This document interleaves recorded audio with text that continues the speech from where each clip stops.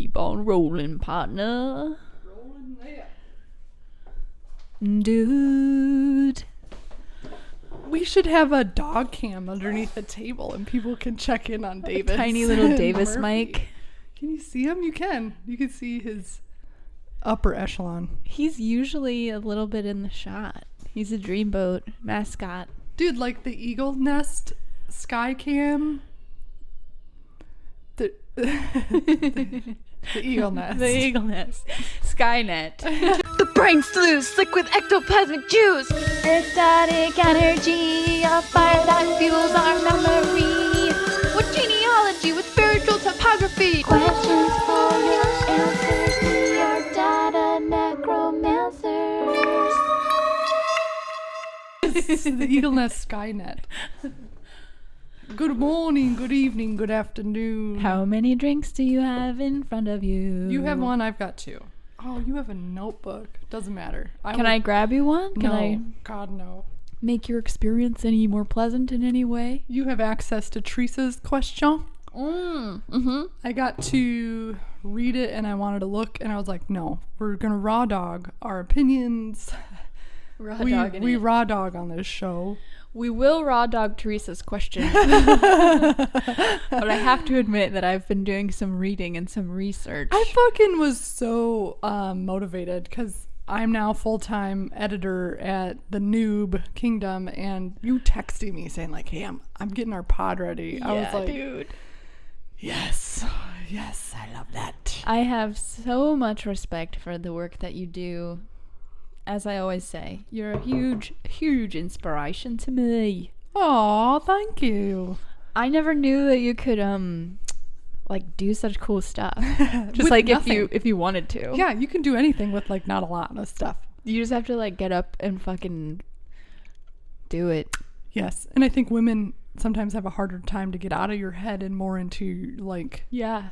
It's interesting that you saying that introduces the first thing that I wanted to talk to you about. Fuck yeah. Fuck it up. So whenever, I don't want to say whenever, because I feel like that's a sweeping generalization too. Whatever. But I feel like when you say women X, I usually like wince a little bit because I feel like that's just like a sweeping generalization.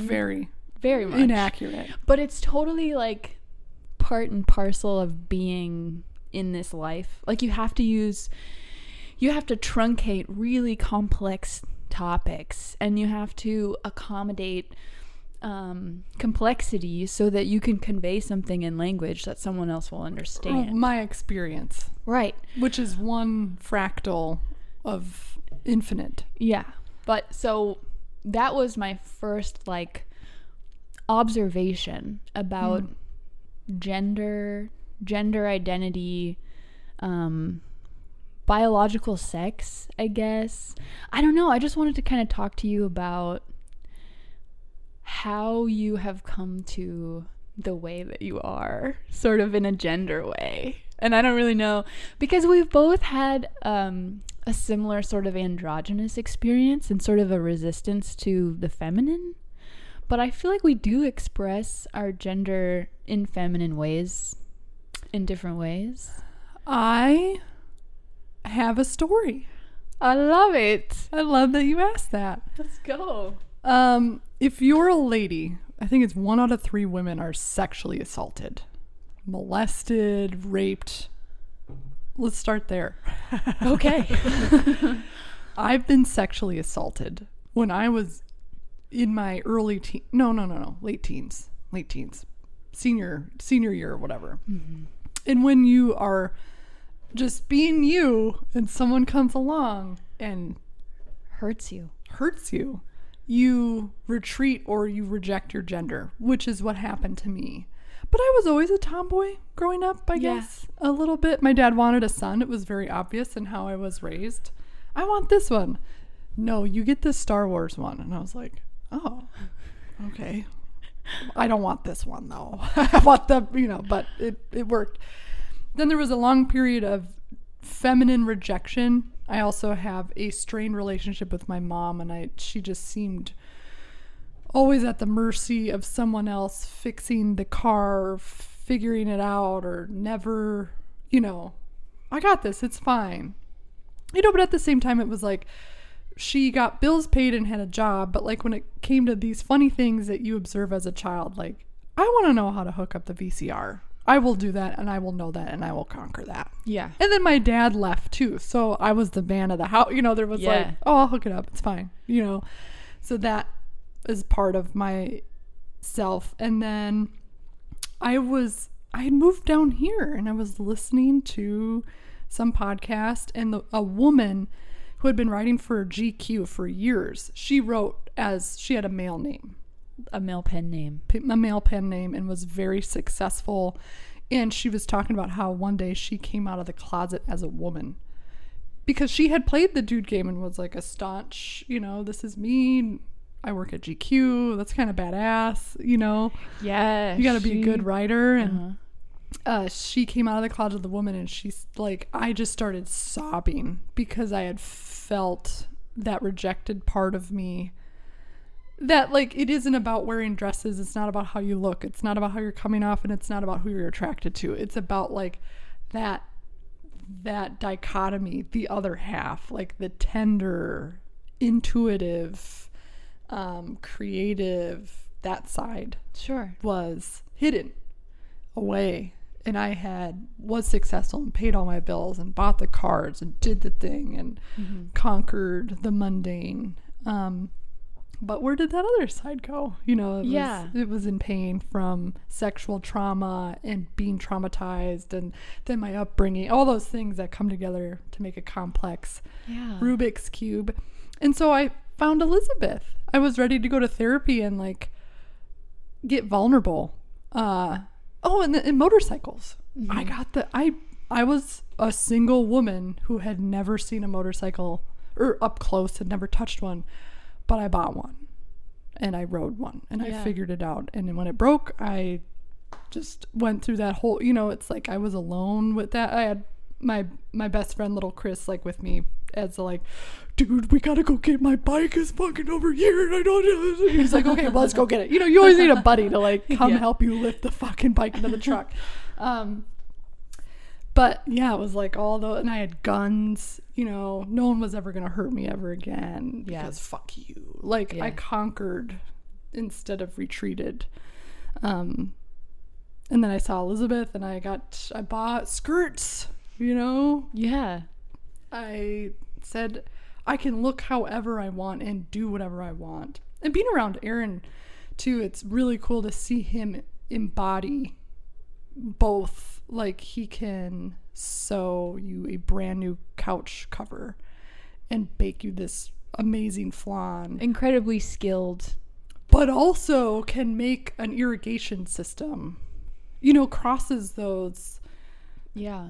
And I was like, I love when people inherit both and they hold on to both and they can, Yeah, there's really no reason why we can't embody characteristics from both sides of the traditional gender spectrum. You don't see it. And I think too, like when I hear there's a lot of issues with gender now and they say society does this and society does that, but I get a little conflicted because Ruby at 9 months old was pining for purses at the store. Yeah.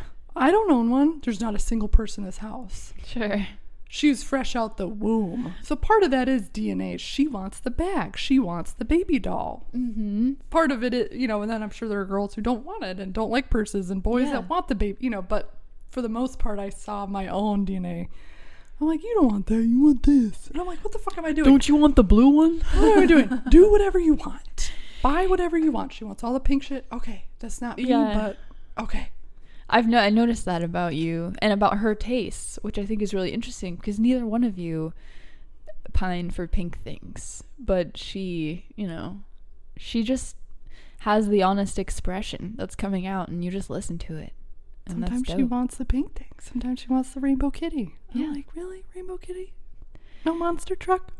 I just think, it's so important to just listen and try not to mold and shape in your own what is it called? The image, your own image. I also wonder too, though, I remember making someone mad that I was talking to. I was like, you need to know about your car. And she's like, no, that's why I bring it to someone else. And I was like, you are a car owner. You don't need to know how to replace a transmission. You don't even know how to replace the brake pads. But you own one. You should just know how like really basic stuff works. Yeah. Because you're going to go get charged $900. I guarantee it. You know, Right. if you bring it to the dealership because you need air in your tire, you're going to get taken advantage of. Let me show you. And she was like really against that. And I'm like, man, the dads out there aren't teaching their daughters. This is how you change a tire. Not because you need to be a dude, but because you own a car. You should know that. So it sounds like you associate like independence and technical prowess kind of with the masculine. I don't come across, in my narrow reality, I don't come across a lot of women who are or do. I think I've known one person that worked in the tech industry that was a woman. Yeah. I mean, it's so interesting to think about and consider like how much of my like recoiling from wanting to change my own oil is like because I'm a girl or because, you know, I don't give a fuck about cars, you know? But in that same breath, I do give a fuck about cars, and I wish I had a race car that I could drive around and do donuts. So I think that, I don't know, we just need to pay attention to how often everything's changing and give space for it to be whatever it flexes and fluxes into. Yeah. Oh, yeah. Thank you for sharing that. What about with me. your experience into... My experience with sort of gender performance is, I don't know if it's really interesting, but it's just like growing up, my parents were separated from when I was like 6, and it was tumultuous because, you know, at one moment I was in my dad's care, and in another moment he was all of a sudden gone, and then I was in my aunt's care, and then you have all these different examples of how to be a person, and you internalize different parts of what you see. My Aunt Carol has always been super independent and super capable and very anti, like, don't be helpless. You're not a victim. Like, stand up and take care of your own shit. So, and she's a woman, but I never really associated those qualities with masculine or feminine. It was just something, it's almost like the older generation or something. Yeah, it was pull yourself up sort of thing. It didn't seem very fun. Like, there was never any fun or laughter associated with There's those no balance. things. Yeah, there's no balance. It's just like very hard-nosed. You always have to save. You always have to strive. Like, you must work hard. Like, that's the name of the game. And then growing up, I saw my mom, because she came and took over for my Aunt Carol, and we moved into a townhouse, and my mom, you know, had 2 jobs and was working her ass off. My dad was just like across the country, like under a false identity, just like living a life out there, doing evading something. the law, or like Evading the law because he had his license revoked because he had a lot of DUIs. So he got a new identity, and then he was like avoiding paying child support to my mom. So he was dealing with his shit out there, or not dealing with his shit, I guess. But when he came back, we started to go see him every other weekend or so, and he was staying, like, he was in different like men's homes, I guess, like halfway houses. Could you tell that he missed you, or was it very just like, this is a chore, my kids are back, let's... It seemed to me that he loved us very, very deeply and held extreme guilt for not being who he was supposed to be and doing what he was supposed to do. So he did what most men do, which is dip. he dipped, but he did it like he shirked that responsibility over and over and over again, never seeking to claim independence, never seeking to claim technical prowess. And some people would say like he didn't stand up and be a man, but it's like, is that what it is? Or is he just not being an adult? Right. Because like there's an association, like women are infantilized so often, yes. like, oh, this poor little baby, like we need to take care of her. So is it our gender, or is it our age? Is it our, I don't know, I just feel like everything is so amorphous and complex. Do you want to know why? It's because we don't have any fucking ancestors. It's because a bunch of fucking I want to know who they are. dildo Quakers came over here and conquered everything, and now we're all fractured and broken. We don't have like a really deep sense of who we are, so everything is just really chaotic. Yeah, it felt like during the pandemic when we had lots of extra time because we were all in lockdown, that I was searching for those sort of roots, searching for like some sort of concrete idea of who I am or where I come from. I found the free one, by the way. Good. And it filled out my paternal grandfather's side, which I thought was cool. I would love to look at that. Yeah. And see what you're descended from. Prussia, Germany. Okay. Is him. Yeah. So there's 3 more sets that. The Kaiser.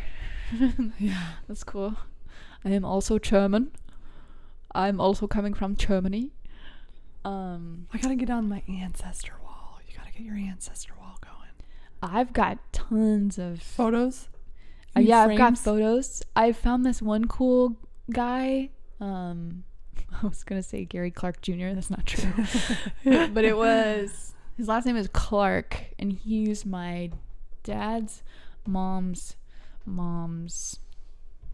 father. I think he like piloted a steamboat and was like famous for it or something. The boat was famous. I found like the replica of the boat. Oh, cool. But that was like before, like they come from the Indiana, West Virginia, Ohio region. That was very amorphous before all of the states were really. That's where they came from too, is Ohio. Howard County, Ohio, and Lucas grew up in Howard County, Maryland. Yeah. Oh, interesting.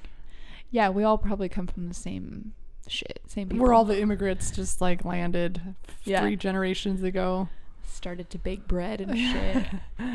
I guess I wanted to ask you about this gender stuff because I remember you bringing up Jordan Peterson in regards to like what he was saying about how women behave and like how women are wont to behave in the workplace or in life or in relationships. And I had only really heard about him in a mocking way, like on office hours, because Vic Berger is like a genius of video editing and has always just like poked fun at Jordan Peterson because he's like a huge joke. So I wanted to do some research and like I listened to some of his talks and some of his interviews, and I thought that so he's like a Canadian clinical psychologist who has a huge following. But the things that he was saying about men and about women, it almost struck me as sort of a pseudoscience. Like it was as useful to people as astrology and like horoscopes and it's shit like can be. I feel like there's so many young men out there who don't have the father figure that they need. Because I saw, side tangent, Andrew Tate, who's like misogynistic, like has 1 billion followers, and he's very like rape victims need to take accountability, you know, he's like extreme with that, but he has so many fucking followers, and you're like, you know, whose fault is this? Is it ours? You know, we're the dads, we're the culture, like why are we getting this idol worshiping? Because like when I listened to Jordan Peterson, it was probably, if I had to guess, 4 or 5 years ago, and he was just talking about clinical psychology, and it was, but I was like, man, if Megan's bringing it up, I don't know if it's what it's become now, but I'm like, this shit kind of gets out of control now.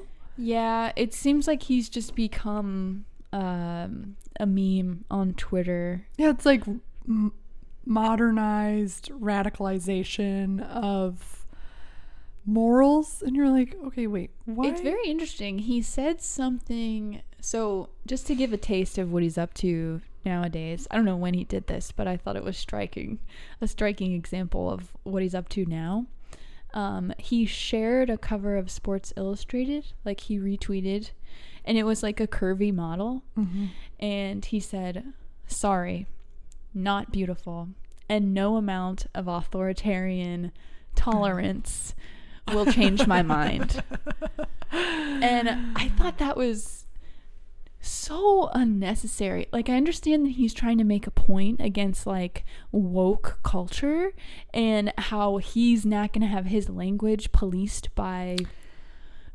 Wasn't he fired? He was a professor, and then there was a controversy about something he said in a talk, and it got like really, it sounded like it was like really out of control of this Portland or Oregon college. I don't remember. I haven't seen I'm like, that. nothing makes a villain quicker than something like that. You know, it doesn't have to, but Yeah, I thought that what he said was really unfair and like unnecessary. Like, Yeah, why would you point out you someone can- who's not beautiful? you can think that, Yeah, just you know. save that, bud.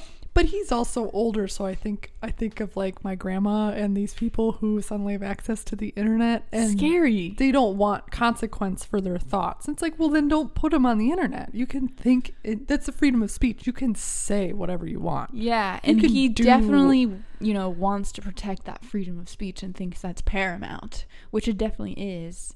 But also, fuck you. But you don't think sometimes- she's beautiful? But it's like social platforms are microphones, so you can say what you want outside in your house, wherever the fuck you want. But it's like, this microphone is in your pocket, and I will come across your shit when I'm not outside your house. So why do I have to hear it? Right. There is a new element of dimension when it comes to freedom of speech. You should always be allowed to say whatever you want, even if... I remember being in Charleston, and we were supposed to move there, and I didn't want to after this. Huh.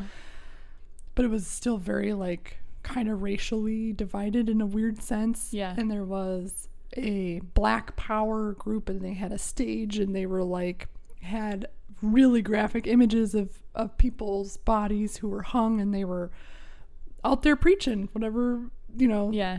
And then there was a white guy down the block doing the same thing. And you can do that. You can walk by, and you can leave the stage.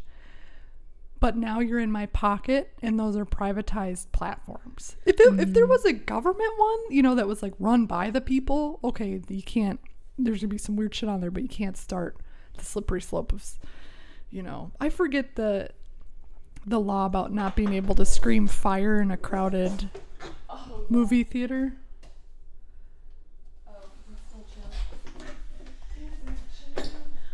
I was reading about... I've been looking at religionnews.org, which I thought, based on it being just like religion, that it would have sort of a...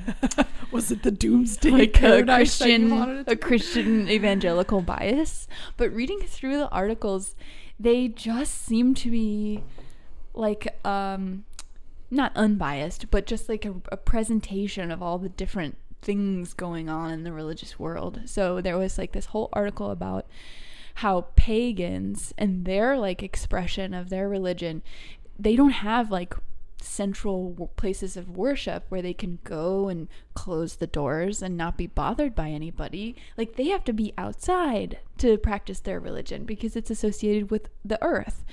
So they have these like pagan festivals and like witch festivals, but these evangelical Christians come and have megaphones and just scream devil shit. And you're like, bitch, you celebrate Christmas. While That's they're pagan. doing their shit. Aww. And it's all, it goes back to the free speech thing. Like, let the pagans be. Let them. They're not in your front yard. They're not trying to do anything to you. Those are the same people who stand outside of abortion clinics. You're like, you can feel strongly about this, and you can think that it's murder. But now it's like you're crossing into weirdo zone by like setting up a tent and a cup of coffee, and this is where you live now, is in front of here. It's like that's unbalanced, and that's... Yeah, not the right way to wish live. that there wasn't this sort of missionizing spirit It's about almost Christianity, and that's why it's so pervasive, like globally. It's like, it's my responsibility to save your soul. And it's like, nah, dude, I got this. You don't have to worry about me. But it's like just quintessentially Christian to try and bring them along with you to heaven. Egoic, yeah. It's just interesting to Did think we sum about. up your Jordan Peterson thoughts? I know that I derailed that a little bit. No, I just wanted to kind of dig into why he would be considered a relevant or desirable source for information. I think there's a lot of boys out there that need dads, or just dads that are like, I think so many have tuned out. They work, they go to work, they come home, don't talk to me, I'm tired, bedtime. I think it's so hands off. And so you've got dudes who have a lot of energy and nowhere to put it, and they don't know what to do. Well, yeah, this goes back to the whole Fight Club thing. Yeah. Like, there's a whole generation of men who don't have a war. They don't care to do the traditional things. They want to shake off the fucking traditional gender roles just like we do. I was thinking how absolutely, like, everything in America is post-war propaganda, societal conditioning. But a lot of good things came from it too. You had a lot of women who could go to work and go work in factories and work on cars and work on tanks because they had to. And everybody worked together with a sense of purpose. And you could be 19 and go to fucking France. You're like, okay, sounds great. So I was trying to think, I'm like, is there a way we could implement that with the same sort of sense of urgency, minus the pride, but something that brings us together as a nation that we could work on together? A national project to benefit all of us. But that isn't missionizing. It's like, how do you... It's not like drink the Kool-Aid. It's like, hand me that hammer. Let's build. That's why Erica wanted to join the military. She was aimless and wanted to learn all the stuff that they offer you. I mean, they offer you a lot. So why does it have to be war? Yeah, obviously that's because there's a million reasons in terms of profit and death and weaponry, but The war machine. never stops. The policing of the world. Wouldn't it be cool though to turn that around and it's like, you just got drafted to go to fucking Switzerland to study abroad for 2 months and help them with this thing that they're working on, and it's like you could exchange people, and that would be incredible. Like, that would bring up our literacy level in this country so much if there was an emphasis on nurturing your intellect as opposed to someone saying intellect.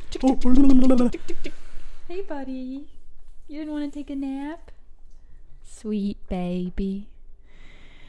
I don't know, sometimes I just get to thinking about, I think my dad and I used to talk, if to be a cop or to be a politician, you get fucking drafted because your peers have seen you as like, dude, no, you're really good at mitigating problems. so you'd be elected. And you're like, no, I don't want to, no. And then they're like, you have to. Public service. You have to. To be a part citizen. Of your, But imagine like what kind of growth machine you could foster if you were drafted into positions based on other people's, like, we've elected you. We think that you're really good to do that. Would that be considered communist? I don't know. If like your peers decided your job for you? I want to start something that has no previous connotations of anything. I think that's another side thing, but I'm like, oh my God. It's like if you fart this way and it comes out that's on capitalist fart. If your left cheek more, it's this. And if you fart through your front butt, it's this. And it's like, can't we come up with a new modern system that like most people could maybe 60% agree on? I think that's very possible, but I also think that the continuity of our species is based on chaos and all the disaster. shit that we've come up with, like all the different capitalized factions, like proper nouns, like this is the Renaissance. Like, this was the We have to label everything. Black Plague. We have to label it. Like, everything needs a label, because how else will we communicate that to the next generation? It's going to be garbled. Like, you look at a history book, like, that's not true. That's not true. Like, this is completely essentialized or, like, oversimplified. But that's how we transmit information. We're so fragile. We're so fragile. So fragile, so complex. But I dig it. I do too. It's fun. There's good cheese down here. There's great cheese, really good pizza. I mean, there's fried mac and cheese balls with ranch dust on them. I'm like, fuck it. I'm here for the chaos and the descent. And I don't think we're here to figure it out. I think we're here to just endure and like learn. You say endure, I say enjoy. I think it goes back and forth. I don't seek to ignore the bad things or the cruel things, but I definitely, I don't know, I just tend to have fun and laugh. Speaking of cruel things, tell me, get your third eye. Okay. Like, I don't know, wax it, whatever. Wax the eyelashes off. I just opened it. I felt that. I got high last night. Okay. Why is it the first thing I do is I look up the hospital where my dad was born, and I see that it's demolished or being demolished or partially demolished or whatever, and it was a week after he died that they did that. Why do I go there? Why don't I put on Ren and Stimpy or, I don't know, not think about that? But it was really, really, maybe I'm working through something because he died almost a year ago. But it's like, why? Is why the right question? How? How is a better question. I feel like there is power that you're not the arbiter of. You're just sort of a witness to it, and bearing witness to where that energy wants to flow or where that pushes you. Like, you have to live this out. Like, you have to follow this path and try and understand all the different ways it evolves, because that's what you have. Like, that's your journey, that's your path. Sometimes it just seems biblically heavy, and it's not even that. I mean, I don't know. It's incredibly heavy, because if you think about how many people live on this earth and how many people have lived on this earth, and each one of them is as complex and like create like all the different things that had to line up for them to exist, and all the things they've been through, all the things they think about, all the things they dream about. There's so much going on. Like, I think that aliens would be psychic or like telekinetic or whatever. Like, they probably glance toward our spot in the sky and see like our psychic aura pulsating, because all of us are here. We all think we're alone, but we're all together. And it's like, there's gotta be, I don't know, it feels like we're heading in a direction, and I don't know what direction that is. I do feel a little bit like the government is starting to slowly tell us that alien, hey guys, there's they're like here like a lot, and it's strange. I think it might be purposeful that they're starting to kind of, we don't know. So you might want to get used to this idea now, because I always like we have a contract, and they're going to be here in about 12 years. And we've already sold you all into slavery. Like the Anunnaki did, guys. Fuck it up. Get ready. I always think sometimes, too, I'm like, what if these UAPs that everybody's seen is just us, and we can't fuck with us because we know what will happen. Our minds will melt. We'll blow. Oh, like us from the future? Yeah.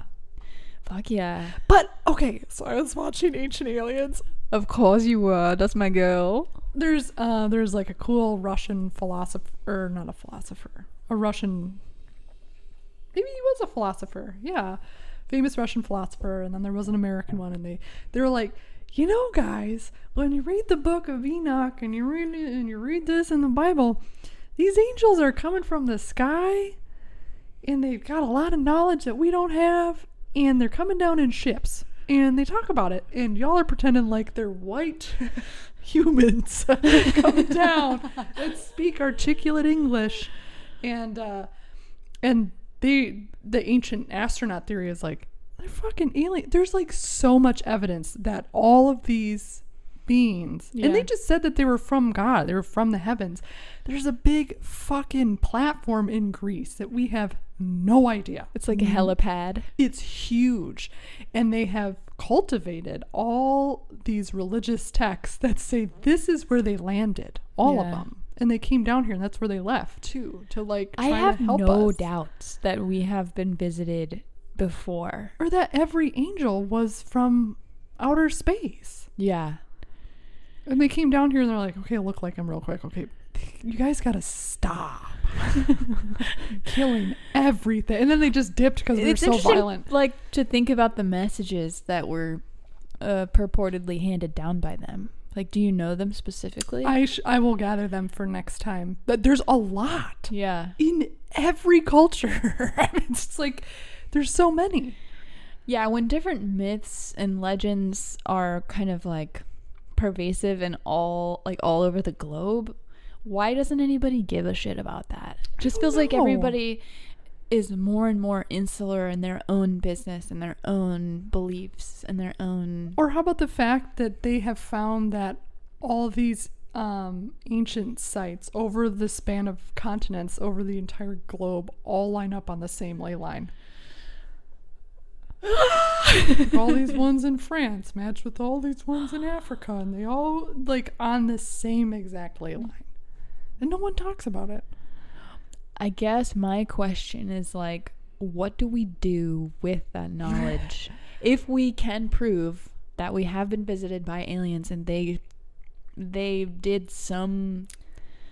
changed our evolution in some way, what's the next step? If we could prove it. I don't know, because I sometimes wonder if Catholicism and organized religion, and it's a manifested demonic tentacle of the ego or something. And I don't know if you can break that. I don't know if you can shift that. Yeah. Tentacle is a good word. Lucas is kind of talking about like the age of consent at the Vatican was 12. And how the Vatican has they have their own fucking archive of sacred texts from every religion, and they won't let anyone look at it. And they think that that's where a lot of the proof is, that the Catholic Church has stolen it and taken it, and they won't let anybody. The ways in which the Catholic Church has molded the way that this whole planet is performing out its daily activities is mind-boggling to consider. It makes a lot of sense that if we were visited by extraterrestrials, that the Catholic Church would hide that shit. Because that's when you start to question Jesus and God. You know what sucks is you and I can't pretend to be popes and go in there and like fuck shit up, because I'm like, how dare you keep something that's everyone's? Yeah, and it's incredibly patriarchal. Yes, yeah. That's another question. Like, why is it necessary to bar women? What if they're an alien species? Well, yeah, there's been South Park episodes about that. Yeah, this unravels real quick. But another thing that I wrote down in like the gendered female male topic, I was looking at how often women have been barred from doing specific things, but especially when they're menstruating, because of the like contamination that comes from their menstruation. Like, that's all fucking bullshit. There's so many cultures that give credence to that belief. It's like, what is that based in? Your own lack of understanding about what's going on. Can you write this down? This is our homework for the next episode. Yeah. You and I need to find the flint sparks of when like, where did that penetrate American society? Or find the flint sparks of patriarchy? Yes. Because I'm always super interested in the spark. Like, I want to know the spark of conquer. When were the hominids in the Fertile Crescent been like, I'm gonna fucking kill you? Or like, the Romans destroyed all these really cool sacred mosques, and then then they rebuilt it, and then my gut is telling me that it is very much linked to agrarian society, like prior to farming and food surplus amassing and like social hierarchy and specialization. I think more cultures were matrilineal, or like more focused on women as the head of the household, because in my anthropological studies there's tons of matrilineal societies in Africa, but they're like tribal, they're like gatherers, and it's just interesting to think about like feudal society is like a lord or a king or like a landowner. It's like a man as a landowner, but he also owns all of the women and all of the children and all of the servants and all of the, animals who are involved in animal husbandry. It's like this idea of property is linked. I want to know the flint spark of that. Okay. We gotta find, like, we'll each come up with a couple tidbits of like, oh, look at this. There was a big shift in everything. Like when people stopped moving around where the food was the best and they decided to plant seeds. Like, because I'm sure that there was a time period when it was like, let's plant shit here, let's go over here for this season, and when we come back we'll reap the benefits of what we sowed. And then people just like built more and more complex housing and had to stick with it because they couldn't carry it with them. But it was exhausting. I know I'm grossly oversimplifying like the way that things have happened on our planet. It was dangerous. Yeah.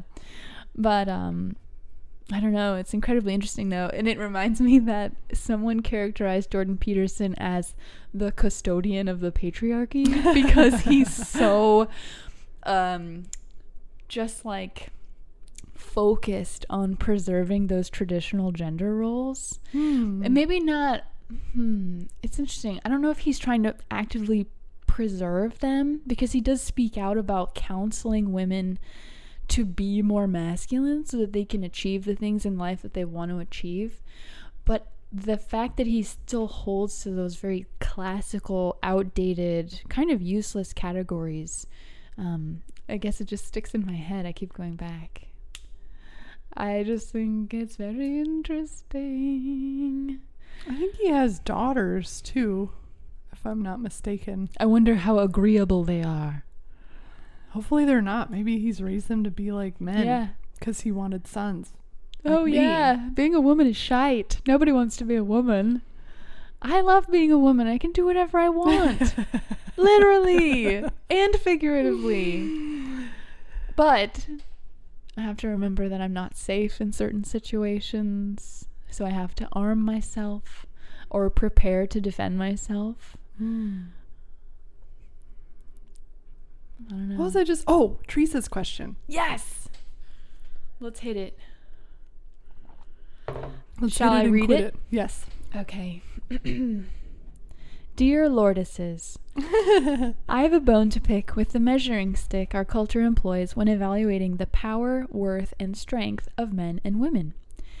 Right on topic. It may be my generation, but I find women being judged by typically masculine strong suits like physical strength, material success, political dominance, yada yada.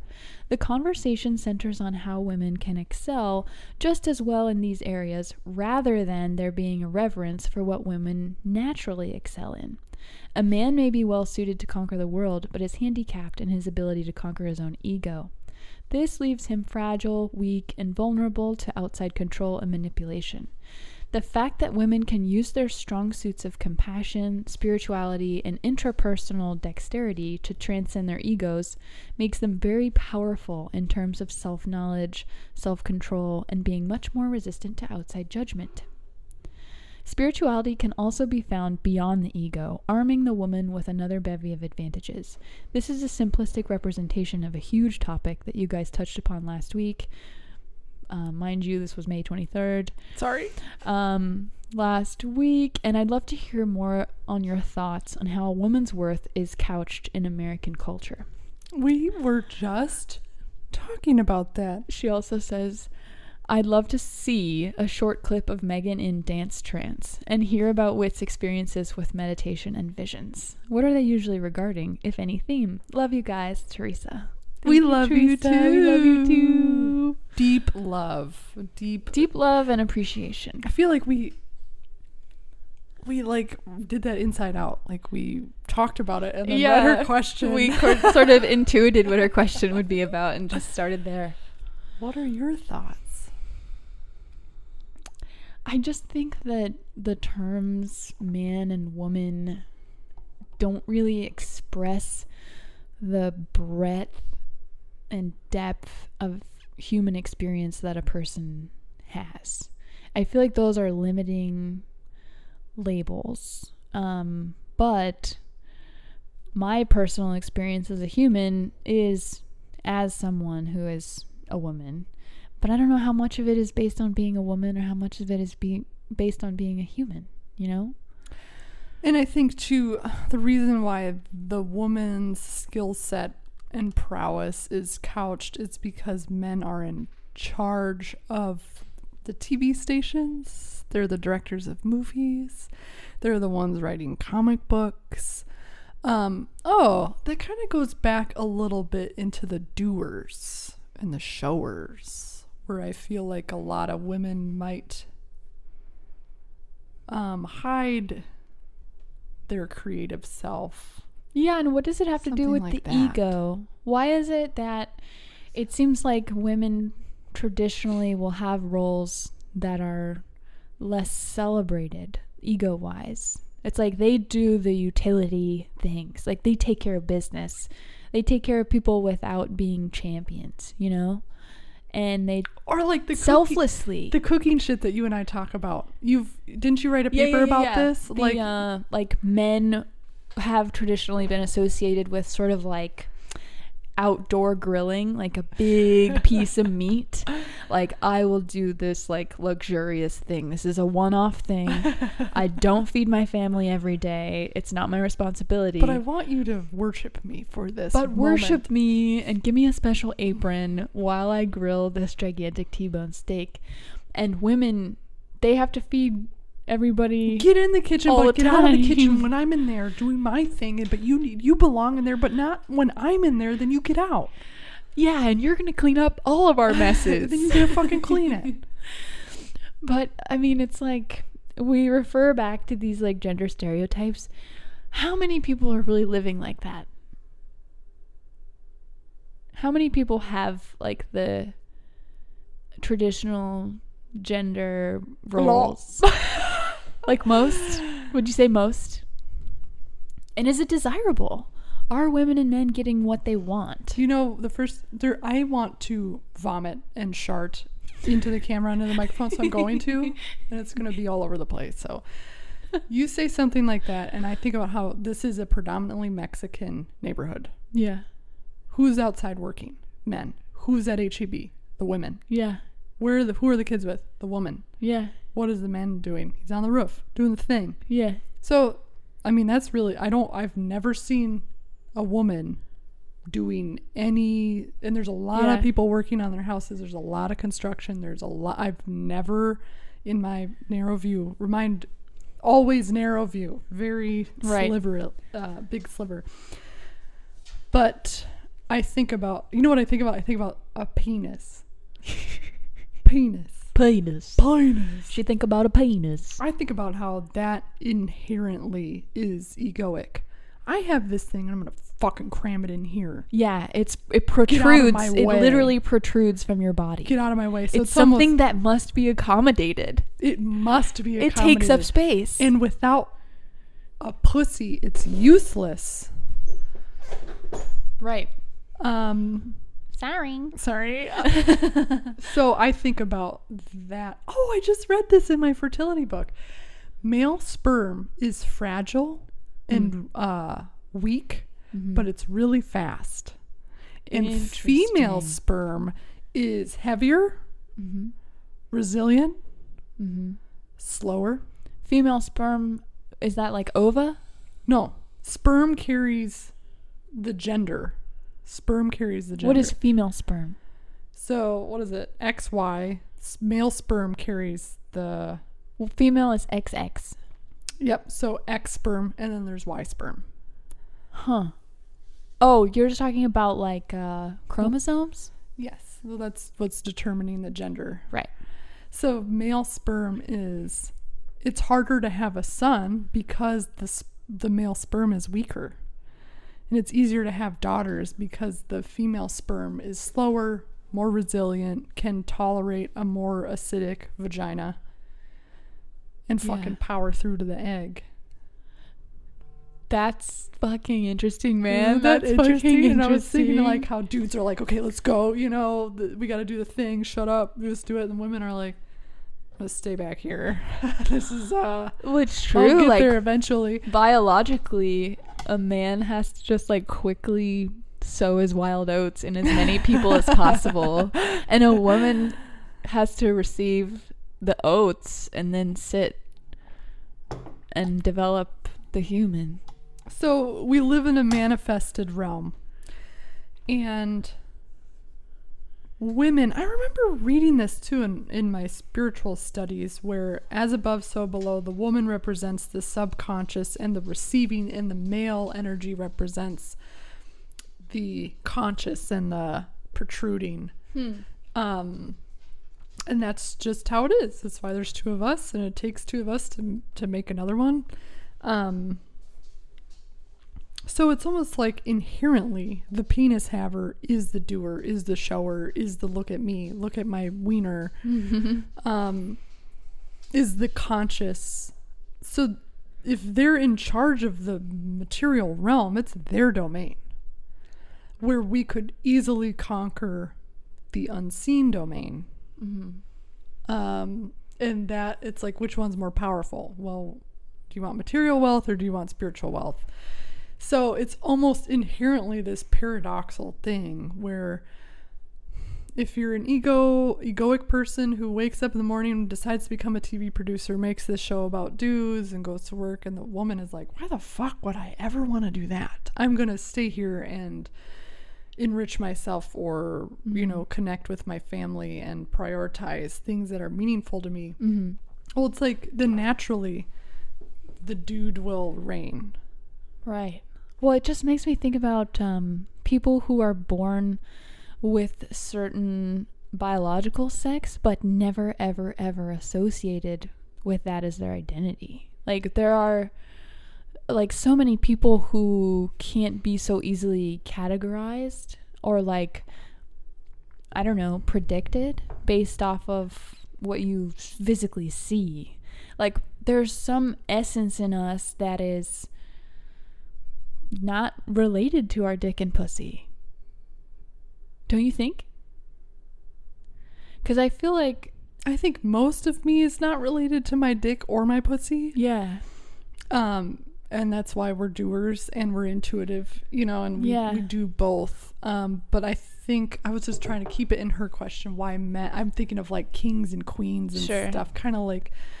And I'm thinking of Tiresias, the blind poet from Homer, who spent 7 years as a woman and became clairvoyant as a result. Like, yeah, that sounds right. He was man and woman. And it also makes me think of like Native American transgendered people and how they experienced this higher level of cognition because they had both sides. You know, they didn't have like a limited view. Yeah, if you can harness the subconscious with a conscious disciplinary drive, oh fuck, you're untouchable. That's the goal. You're untouchable. You just enumerated the goal. Like, I want it all. I want it all. We all want it all, right? I don't think so. We don't? I don't think everybody does. Oh. But that doesn't stop us. Doesn't stop us. It doesn't stop us. Did we answer it? Are you gonna splice in a video of you dancing? I should. Ooh, visions. Visions. That was part of it. I've got a story for you. Yes. Okay. Okay. Scar? Context. My mentorship with Sarah, my mediumship, is coming to an end, which is so sad. But all the homework is removing doubt. Removing doubt. Removing doubt. Does she offer a level 2? I don't know. She hasn't talked about it yet with me. And so one night, this was probably like 5 days ago, I was putting Ruby to bed. I turn off the light because I'm like tired of her shit. She's just like getting crazier as as the clock keeps ticking. Turn the light off. It gets dark. My eyes are adjusting. And I see like this crazy shadowy flippiness in the bed. And at first I'm like, oh, eyes are adjusting. And I'm like, no, that's what's there. We are so societally conditioned to dismiss. Yeah. Write it off. It was nothing. And then your brain will stop seeing. Yeah. Because you're too busy logicizing. I'm like smiling this hard because I have a thing too, but I want you to continue. Yes. I see it again. And I'm like, okay, don't freak out, it's fine. And then I see a big flash of orange light in my eyes. And that always means that there's something near. That's how something's communicating. I was like, it's in the bed. Whatever the fuck it is, with us in the fucking bed. So I was trying to receive it. And this is conditioning. Mm-hmm. I want a voice to tell me exactly what's happening and state your name and purpose. That's not how it works. It's never how it works. It's all intuition. So I try to clear my mind's eye, and I keep thinking of this picture my mom sent me of my great grandma Vera. Mm-hmm. And I'm like, okay, yeah, it's like this. Oh, wait. It's like, it's because it's such a foreign state of mind to try to figure out what's happening. It's murky. And the moment I was like, oh, maybe it's me thinking this is the answer. The second I made that notion, electricity like shot up and down my body, and I felt deeply. I was like, oh my gosh, you can see. I felt like this elation, and I felt. Then you get like these weird thoughts coming in. These thoughts. And the thoughts were, I love babies. Oh my God, I love them. I love them. I'm in Ruby's bed every single night. And I'm like, bitch, are you the reason why she's getting And so I was, that was crazy. I could feel her love for children, love for babies, and love for Ruby. I guess of all the things you could have invade your bed, I guess that's a good positive thing. I was concerned. I'm like, what's in the bed? Like what the fuck is that? And then I suddenly felt deep, deep, deep sorrow for my mom. Like I am so sorry that ended that. She's like, that is so sad, so sad, so sad. Whoa. She felt so bad. It's like your mom was once a baby that she felt that way about. Yes, that's what I was getting. And now it's really hard to visit her. And then the next one was, I am so sad watching my daughter, so my grandma, grow old and alone. And she will die. She's like, I'll get to see her soon. But she's like, this is really hard to do. Wow. And then I veer off into existential panic land because that's like my nougat of, I can't imagine watching Ruby grow up and I'm not there and she's in a nursing home pooping in her diaper and eating candy and like not getting love or attention. It's like, I can't fathom that. How the fuck do you do that? Yeah. And I saw her leave because I'm tuned out because I'm like in Sadsville. Yeah. And I see a fucking like voop, like a voopy thing go in the ceiling. And I like try to find her or like connect with her. And I'm like, please come to me in my dreams. This is hard. It's hard to do this awake. Yeah. And then that night I dreamt about this. Have you ever dreamt about a walrus? No. They're terrifying. Holy shit. It was like as tall as the ceiling, and it was huge, and it had big teeth, and it was following me around. A walrus? A walrus. That is huge. And it was like, and I was like, this is dangerous, but okay, you can come this way. And I told Sarah about the walrus thing and the whole story. She's like, it could mean she's a walrus right now, and you're seeing her current form. Whoa. It could be that walruses were her favorite animal, and that's just kind of how she's coming into your dream. And I'm like, that's a scary, terrifying animal to be. They're ugly, they're big, they're freaky. Massive. They're massive. And she's like, I don't know, that's so... And their tusks are lethal. Ooh, yeah. And there's also the Beatles song, I Am the Walrus. I am the walrus. I am the Eggman. Cuckoo, cuckoo. Give me some of whatever they were on. Dude. Thank you for sharing that Vera Vision. Give me your bit. Vera Vision. I feel like I am resistant to it. I am the walrus. Yeah. I feel like I am the walrus, you know? Do you know? But so recently was my dad's sort of like death anniversary. What day was that? I don't know if it was the 24th or 25th of August. Oh. I can't really, I don't know how to verify it. But it's been 8 years. So this past week, I was spending more time kind of sitting on the ground in front of the little altar that I built for him. Because I think it's really important to have pictures of the people that have gone so that you can preserve them in that way, just like the movie Coco, or yeah, just like the practice of Dia de los Muertos. Like the act of remembering is an act of preservation, whether it's like they're physically still here with us or whether the memory is, you know, the conduit through which they act. But I felt like I was laying in my bed and I had turned off all the lights, and I was just kind of winding down, and I think Willow was with me. God bless her. I love her so much, but I feel like when she wakes me up in the morning, she rips me out of like whatever I was experiencing. Like I feel like I had a dream last night that was really important, but I can't remember anything about it because, you know, fucking 6 o'clock in the morning, she has to have her fucking tuna Florentine. I wish that there was some way I could change that, because there's an automatic timer cat food dispenser. I'll have to look into it because I really want to explore my subconscious.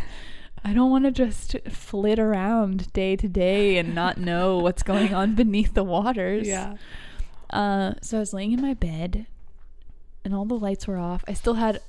I have like a tiny Himalayan salt lamp and a really big Himalayan salt lamp. They were both given to me. Not that I don't love them. I love the light that they radiate. I found out that you need to wash them, otherwise they attract negative shit.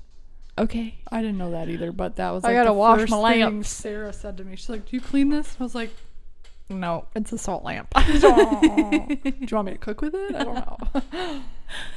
know. So I hadn't turned off my little one yet. Everything else was off. And I thought that I saw like a shadowy figure down at the end of my bed. Sort of like a impish, like something small, but that was moving fast. Like maybe that, I'm kind of getting shivers. Maybe that it saw that I saw it, so it, you know, got out of the way really fast. And I kind of like looked over towards my dad's stuff and I was like, "Is that you? You don't look like that, do you? Huh. I'm not scared, but I am interested. Like, what is that? And is it really there, or are my eyes just teasing me or like playing tricks?" And I kind of like peered over into the closet area. Because, you know, growing up, I always had, like, lights on. And for a long time in my new place, because I've never really lived alone for a very long period of time, I would leave my salt lamps on, even while I slept. And I have a little lamp in my bathroom that I would sometimes leave on, too. But recently, I'm just total dark. I want to sleep deep. I don't want to, you know, all of that. So it was very dark over there, which I'm not used to. And I think I can see a little bit of movement still, kind of going upwards. And I was just like, well, whatever that is, whoever, whatever, however, whyever, I'm just gonna close my eyes and go to sleep.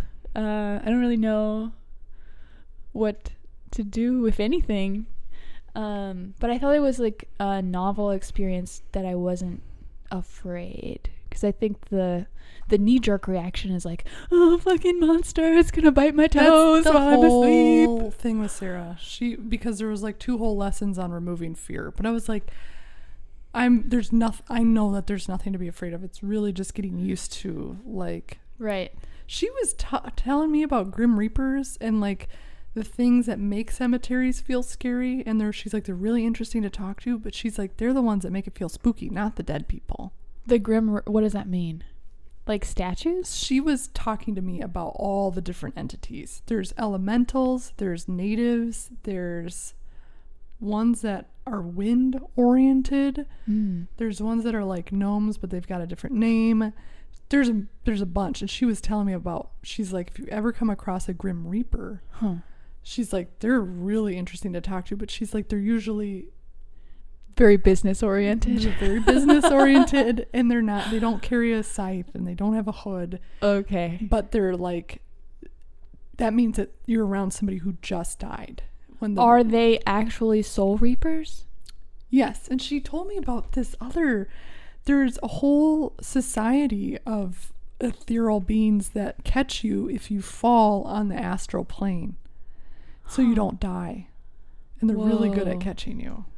That's just their whole bit. It's just to be out there. Is to catch humans, yeah.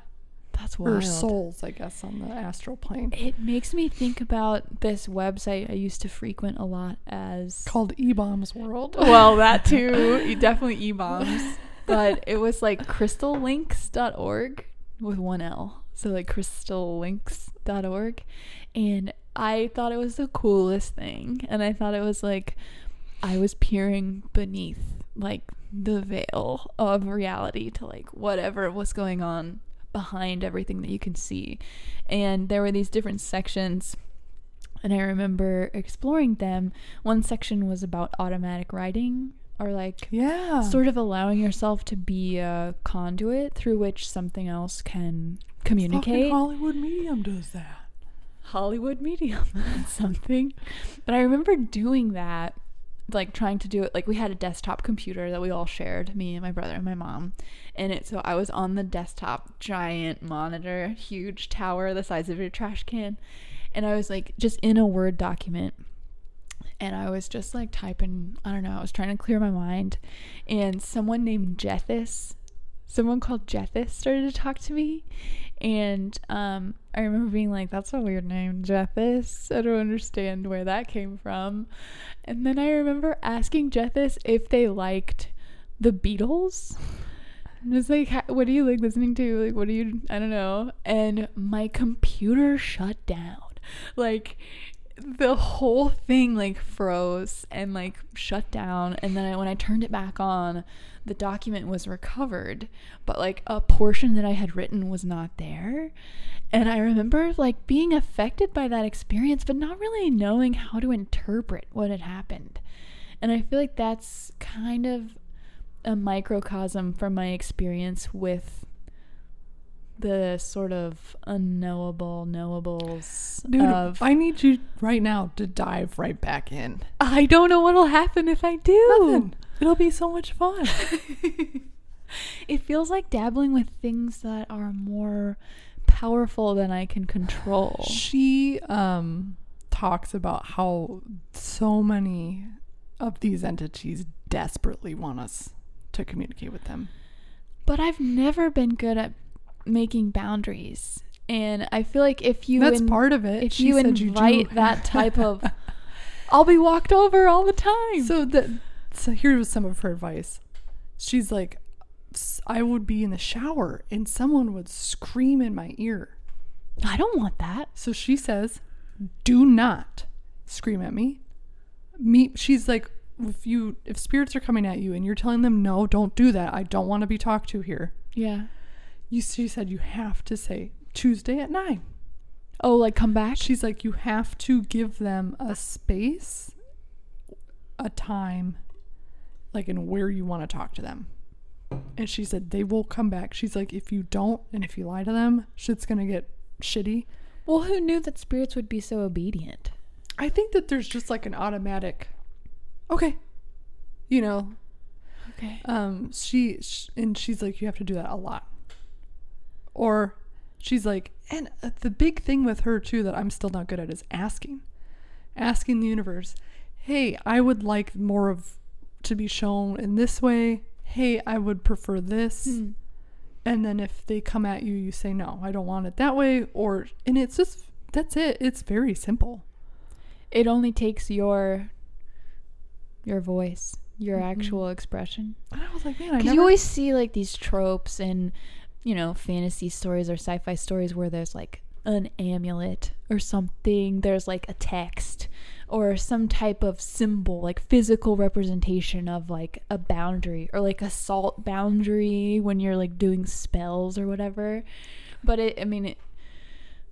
it's interesting to think that you could just control all of that business with just your voice. You don't need shit.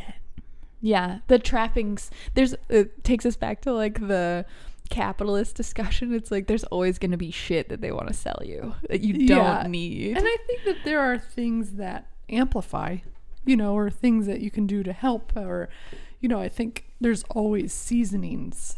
Sure. But that's a good way to put it. But at the core, it's there. It's always there. Yeah. So part of my homework, she was like, Whitney, so I had psychomantic homework, and my psychomantic homework was to see through Sarah's eyes. And she's like, you just need to tell me what day and what time you're trying to do this. And I fell off the wagon because it was really hard to see out of her eyes. And she would draw me something every day and she'd put it up. And then she wanted me to communicate back to her what I was seeing. Damn. And there were 2 times where I was like, I got like thunderbolt. She's like, I drew a cloud. Oh, wow. You know, and that's the hard part, is like, I'm not getting exactly what she's seen, but I am getting something that's related. Sort of in the same subject matter. Yeah. And she's like, one day you just weren't there anymore, Whitney. And I was like, no, I know. I stopped. I'm sorry. She felt you not be there? And I was like, you are very right. And she's like, okay, let's switch to geomantic work. And I was like, okay, what do I do? I was like, oh, and I told her too, I was like, I got this new job, so my whole schedule is just, I couldn't keep checking in with you at a certain time, because she's like, oh, does that mean you're leaving your house? Are you going somewhere every day? And I was like, yes. She's like, oh, perfect. And I was like, and there's a cemetery in the background, and she's like, it was like, this wasn't meant for you. She's like, every day I want you to get out of your car, whatever, close the door, and say good morning to the land. And I want that good morning to travel down your body through your feet and go through the earth. I want you to do that. She's like, it might take a few times. You're going to get a response. You're going to get something back. And she's like, before you walk in the building, I need you to hold your hand on the door frame, and I need you to say good morning to the building. She's like, buildings take on their own life. We fill them with life. We give them personality. She's like, they will have stuff to say. She would put her hand on her works building, and she would ask, how many souls are you protecting today? And it would say 9, and she's like, oh, there's only 7 people here, but that means that there's 2 fractions of, you know, whoever else.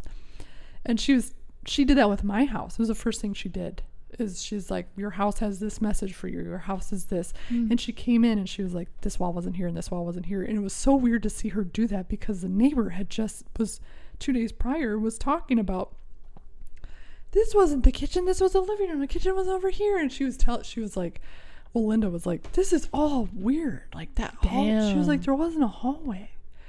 And you'd think going in a house, like the hallway would just stay with the house. She's like, no, there wasn't a hallway. She's like, it's hard to describe. That was the first shit that Sarah said when she came in. She's like, this hall wasn't here, this was not over here. And her eyes are like, you know, and then she had a message from the house, and I'm like, wait, I wanted to talk to you. What do you want to say? I don't know. I'm so like open to it. But so for yesterday was day 4 of saying hello to the land. Yeah. And I walked outside. I almost smushed that praying mantis with my hand, like almost grabbed it. Whoa. And I was like, oh my God, there's a fucking praying mantis right there. And then a big hawk like came by, and its shadow was huge. And then a flower, like the wind blew a flower past my face. And I'm like, what is this fucking Disney movie? All of a sudden, you guys are all conscious and aware and like vibrating. Is it because you expanded your awareness to include them? I think the land is like dormant. And then you go, hi, and it goes, what was that? I think that, you look at the ground and you think, oh, that's like crusty brown, whatever. There's nothing there. But the closer that you look, the more activity you find. And the more you zoom in, the more like bustling with life every inch of the earth is. So imagine pulsating your, hello everybody, it's Megan. And then they all go, Megan? She's like, you'll start developing. She's like, you're probably going to there's native spirits. She's like, they're everywhere. She's like, if I'm in a home and there's not a native spirit, something's wrong. She said native spirits will always be in homes because it's like they're tied to the land, the space. They're tied to the land and they want to make sure everybody's okay. And it's just like so deeply in there. And I think this was an extremely, Walnut Creek. They all lived along Walnut Creek too. So, she said those are going to come by and she's like, those are heavy. She's like, you're going to get hot. She's like, she was telling me what I'll experience.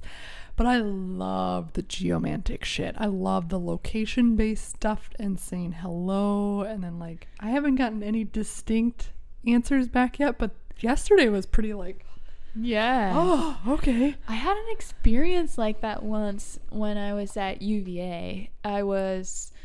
I had just left my Zen class, which I would like bring my knitting. I would always get to the class really early and bring my knitting and just like I would sit in the front because I've always been a really big nerd who loves school. Sit in the very front, do my knitting, listen to the lecture, and then I would have like a long leisurely walk back to my dorm. And this day I decided to just sit on one of the low stone walls that was like a retaining wall next to a sidewalk, and I was just like thinking about my oneness with nature and how like I wasn't existing in a point in time. I was just sort of everywhere all at once, and I felt like really expansive and like I was still me, but I was also everybody else too. And it just felt so like I was a magnet for good and positive and beautiful things. Wow. And I mean, this is why I studied religion, because it inspires this type of feelings. And I opened my eyes and I looked down at my knee, and this gigantic wheel bug is on my knee. What does a wheel bug look like? Oh, dude. Flash up a picture. They're sort of like sticky, like praying mantises, but it has like a ridged back, like a wheel on it. And it's, I think they're in the category of like true bugs, sort of like a stink bug. And I love the name shield bug, wheel bug, like the wheel of existence and the wheel of seasons, the wheel, everything of life, is a wheel, the samsara. Yeah. And so it was the Dharma wheel bug. And I just remember having this like spiritual experience with this bug and just being like, where did you come from? Who are you? I've never seen this type of bug before. You are gigantic. You're on my body. I did not know you were here. And just like not being afraid of it, but being like obsessed with it for a while. I remember like drawing it in my notebook and going home and like showing people. I bet and you like, it was this like bug was on me. I bet you that bug was one of your guides. I think so. He was answering your call. He's like, you rang? I feel like the bug was somehow attracted to whatever I was putting out.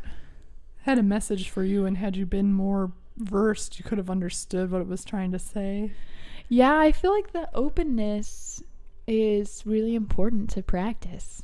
Just like openness, awareness. Like, okay, I'm here. Anybody got anything for me? Lay it on me. And just like trying to be non-judgmental, trying to be, just open and not worried, not afraid. Mm-hmm. You need to start ready. seeing those shadows more. That's It was sick. interesting that it sort of was impish, you know, because that seems like a category of something Sarah would talk about. She said that, so we talked about shadowy figures, that spirit doesn't have a ton of energy.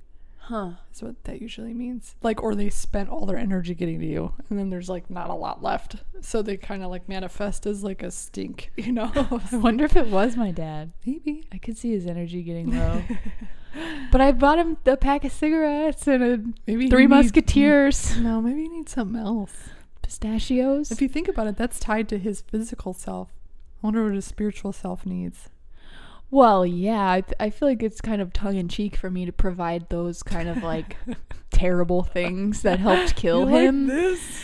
Don't you want more of this? But like in my studies of like Afro-Creole religions of the Caribbean, you give Shango his whiskey because that's what he wants. That's what he comes for. And so my thought in providing those other, like the cigarettes and the Pepsi, like my dad loved that shit when he was alive. And he loved it so much so maybe that he's vegan now on the other side. Well, that would be insane. Because I remember when he was dying, I was like, did you know that if you actually changed your behavior and you stopped doing all of these like terrible things for your health that you could live? And he was like, I can't. So on that note, I hate it when it's over. we need a good end song too. We should. I gotta write another song. Dude, I love questions. I love answering people's questions. I like getting questions. Do you get messages when people listen to episodes? Like on mawpod on IG? Or do people text you or talk about them listening? A lot of people engage with us based on our podcast episodes. Shout out Chase. Shout out Spencer. You know, everybody is. Fuck yeah. It's cool to Teresa? engage with people. I Thank love you, it. Teresa. It's really fun. I never thought that I would flex in this way and sort of expose these bits. Your conversational tits. My conversational tidbits. Or your thoughts suckle. Oh my god. Would you like a suckle of my zipple? Zip it. Oh, I can't feel my toes. Goodbye, everybody. She can't feel her toes. I can't feel my toes when I'm with you. But I love it.